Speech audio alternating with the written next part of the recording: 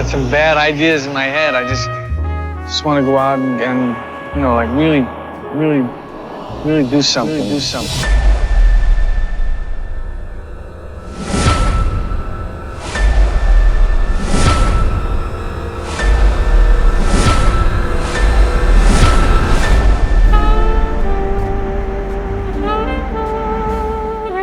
You talking to me?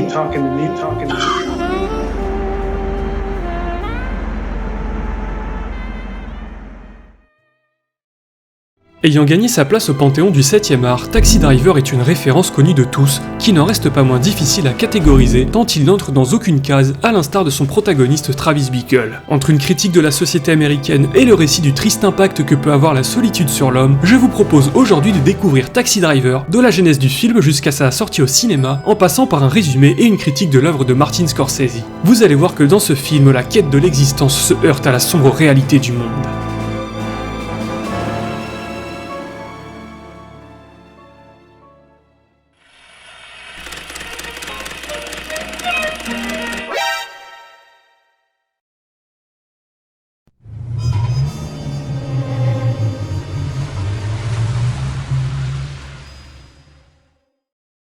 Pour Taxi Driver, tout commence au début des années 70 à New York. Paul Schrader, le scénariste du film, se sépare alors de sa première femme Janine Hopewell, directrice artistique travaillant elle aussi dans le milieu du cinéma. Vivant très mal sa séparation, Schrader souffre d'insomnie chronique, ce qui l'amène à fréquenter des boutiques et des cinémas pour adultes afin d'y passer ses nuits. Frappé par un ulcère à l'estomac, le scénariste est ensuite hospitalisé et, se rendant compte qu'il n'avait parlé à personne pendant des semaines, il a l'idée d'un scénario impliquant un chauffeur de taxi qu'il compare à ce qu'il était devenu à l'hôpital, une personne seule dans une boîte de fer, un cercueil flottant dans la ville. Taxi Driver est né. Pour écrire le scénario du film, Schrader s'est inspiré du journal d'Arthur Bremer, un Américain condamné en 1972 pour sa tentative d'assassinat du candidat à la présidentielle George Wallace, le laissant paralysé à vie. Dans son journal, Bremer y racontait sa déception amoureuse, ses échecs dans la vie, mais aussi son quotidien et ses multiples tentatives de meurtre. L'autre inspiration majeure de Schrader est la chanson Taxi de Harry Chapin, sortie en 72, qui parle d'un chauffeur de taxi conduisant une ancienne petite amie à lui chez elle. Oh, you're mistaken, and she didn't say anything more.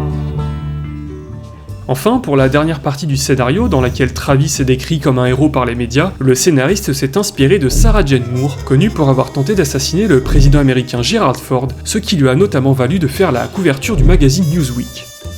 Après avoir rédigé 2 versions du scénario en moins de 2 semaines, Paul Schrader, par l'intermédiaire de Brian De Palma, rencontre le réalisateur Martin Scorsese, et à la lecture du script, Scorsese avait, je cite, tout ressenti du script, il brûlait de l'intérieur et se devait de faire le film.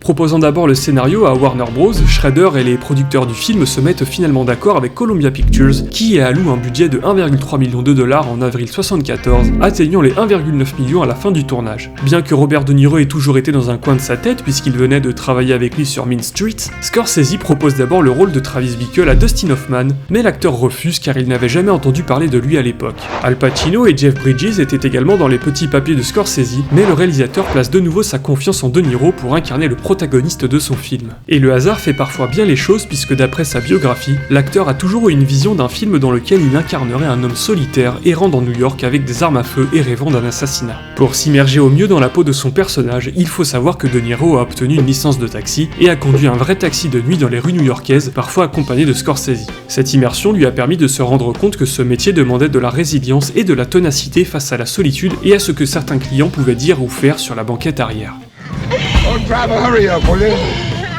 De façon assez similaire, Harvey Keitel, qui incarne Matthew, a passé quelques semaines avec un ancien proxénète pour savoir comment incarner son personnage, qui est issu d'un milieu dont l'acteur ignorait tout.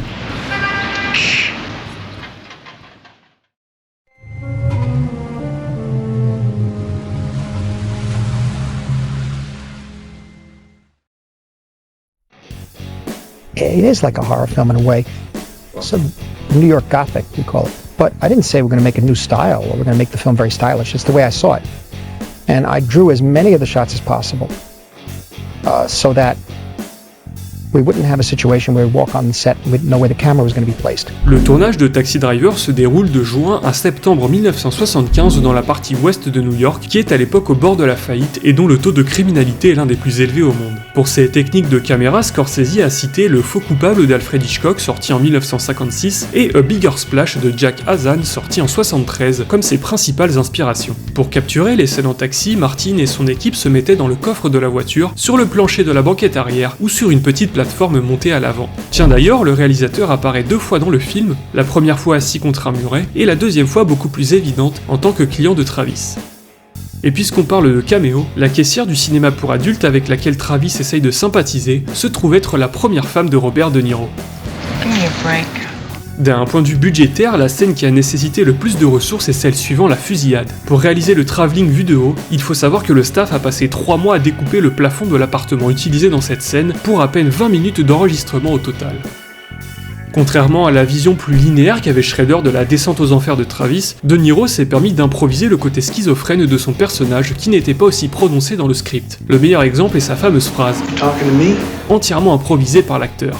Pour ce qui est de Iris, la jeune fille que Travis veut sauver dans le film, Jodie Foster, qui n'avait que 12 ans à l'époque du tournage, a dû être doublée par sa grande sœur Connie pour tourner certaines scènes explicites. D'ailleurs, d'après l'actrice, Scorsese avait un peu de mal à lui communiquer ses idées à cause de son jeune âge, et passait souvent par De Niro qui était son mentor tout au long du tournage. Hi. I'd like to volunteer. Great. I'll take you right over here. That's all right. I'd rather volunteer there if you don't mind. Sur un tout autre registre, De Niro aurait, tout comme Travis dans le film, proposé à Sybil Shepherd, qui incarne Betsy, de sortir avec lui, mais celle-ci aurait refusé, et De Niro ne lui aurait plus parlé pendant toute la durée du tournage, hormis pendant que la caméra tournait. Enfin, s'il y a bien une chose dont il faut parler quand on aborde Taxi Driver, c'est évidemment la crête de Travis dans la dernière partie du film. La signification de cette crête remonte en fait à la guerre du Vietnam, dont le protagoniste est un vétéran. En effet, d'après Scorsese, c'est un ami à lui ayant servi au Vietnam qui lui a suggéré que Travis se coupe les cheveux de la sorte avant de passer à l'acte, car au Vietnam, si vous croisiez un soldat avec ce genre de coupe, ça signifiait qu'il partait pour une mission particulièrement dangereuse et qu'il fallait mieux l'éviter. Et si vous ne le saviez pas, De Niro ne s'est pas réellement rasé le crâne, mais portait une sorte de prothèse capillaire créée par l'ingénieux Dick Smith, un maquilleur connu pour son travail sur L'Exorciste et Le Parrain.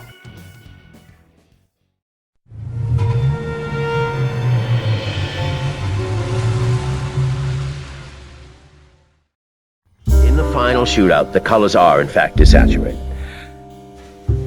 This was not my choice, and this was done in post-production. And it was done because they delivered a movie which everybody found way too shocking to get an R. And in order to satisfy the rating board, they had to finally promise to desaturate the colors. I mean, I guess it had to be done, but I myself find that very sad. Une fois le film déroché et monté, la fusillade finale est jugée trop violente par la Motion Picture Association of America, et pour éviter d'être interdit aux moins de 17 ans aux États-Unis, Scorsese a dû désaturer les couleurs de la scène en question pour rendre le sang moins visible, ce qui a permis au film d'être classé R, c'est-à-dire que les enfants de moins de 17 ans devaient être accompagnés d'un adulte pour le voir. En France, le film a d'abord été interdit aux moins de 18 ans, avant de passer à 16 ans en 1991. When I read the script and had meetings with the Phillipses, at the point at which they decided that I was able to make the film having had seen Mean Streets, and during that time I said there's only one person who could really do the music for this, is Bernard Herrmann. Un des aspects dans lequel le film excelle est sa bande-son aux notes jazzy teintées de mélancolie, dont les compositions gravitent autour du thème principal. Le film est d'ailleurs dédié à la mémoire de son compositeur Bernard Herrmann, qui a décédé presque immédiatement après avoir achevé la partition. Pour la petite histoire, le 23 décembre 1975, Scorsese propose à Herrmann de terminer la bande-son du film la semaine suivante, voyant qu'il était fatigué. Le compositeur refuse et finit la partition le jour même. Le lendemain, il est retrouvé mort, victime d'un arrêt cardiaque dans son sommeil. Était-ce le hasard ou bien Herrmann savait que la fin était proche? Je ne sais pas. En tout cas, il laisse derrière lui un travail fabuleux, notamment dans des films comme Psychose, Sueur froide ou encore Obsession.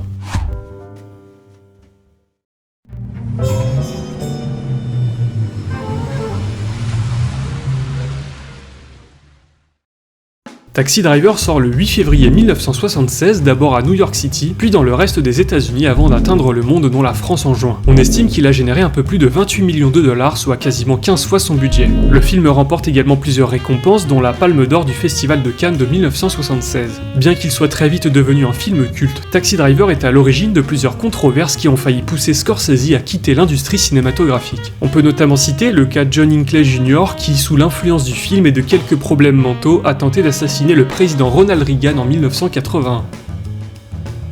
Quoi qu'il en soit, l'héritage que Taxi Driver laisse derrière lui n'est pas des moindres puisqu'il a inspiré de nombreux films comme Light Sleeper, The Walker ou encore 7 Psychopathes, et bien entendu la fameuse phrase You talking to me? s'est ancrée dans la culture populaire et est aujourd'hui connue de tous. You talking to me, Tannen? Well, I'm the only one here.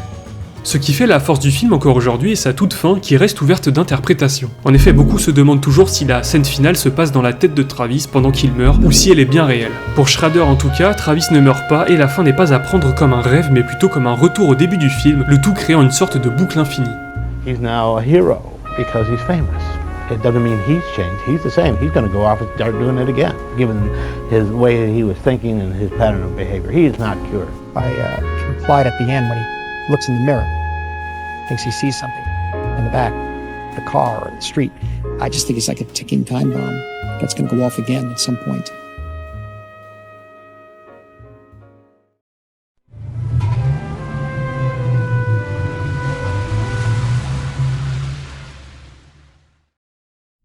Dans les rues illuminées de New York se trouve un homme cherchant à échapper à son insomnie et à sa solitude. Un vétéran du Vietnam qui rêve de devenir quelqu'un, mais qui est tout juste bon à une chose, conduire un taxi. Cet homme, c'est Travis Bickle. Âgé de 26 ans, Travis n'a qu'une idée en tête, nettoyer les rues de la criminalité et faire disparaître la racaille. Plongé dans une spirale de négativité à cause de son quotidien monotone partagé entre cinéma pour adultes et courses de taxi, Travis voit alors en une femme du nom de Betsy une lumière venant égayer ses journées. Après un premier rendez-vous plutôt réussi, il lui propose d'aller au cinéma, ce qu'elle accepte. Croyant bien faire, il l'emmène dans un cinéma pour adultes, ce qui repousse la jeune femme et la fait fuir. Fou de rage suite à cet échec, Travis est en proie à une véritable crise existentielle. Il replonge alors dans ses anciennes pensées néfastes, et en voyant une jeune fille proposer ses services dans la rue, Travis eut un déclic. Il soigne son alimentation, fait du sport, achète une panoplie d'armes à feu, s'entraîne au tir, et fabrique même un dispositif de dégainage rapide. Son but, assassiner le candidat à la présidentielle Charles Palantine, pour lequel Betsy travaillait. Mais Palantine n'était pas le véritable objectif de Travis. Au fond de lui, il voulait toujours être reconnu en faisant justice lui-même. Il se met alors en tête d'aider Iris, la jeune fille prostituée qu'il avait croisée un peu plus tôt. Un soir, après avoir vainement tenté d'assassiner Palantine, Travis, qui n'avait désormais plus rien à perdre, décide de sortir Iris du trottoir. Arrivé dans la rue où opère la jeune fille, il tire sur son proxénète Matthew, puis sur le gérant de l'hôtel de passe, et enfin sur le client d'Iris. Dans le feu de l'action, il reçoit une balle dans la carotide et une au bras droit. À l'arrivée de la police, Travis tente alors de se suicider mais n'a plus de balles. À bout de force, il s'effondre sur un canapé à côté d'Iris en pleurs, et finit par tomber dans le coma. À son réveil, Travis n'est plus le raté qu'il pense être, mais plutôt un justicier héroïque aux yeux de tous. Gracié par la justice, il reprend alors son train de vie de chauffeur de taxi et rencontre de nouveau Betsy. Il la dépose gratuitement chez elle, l'ignorant à moitié, puis s'en va dans la nuit et les néons de New York.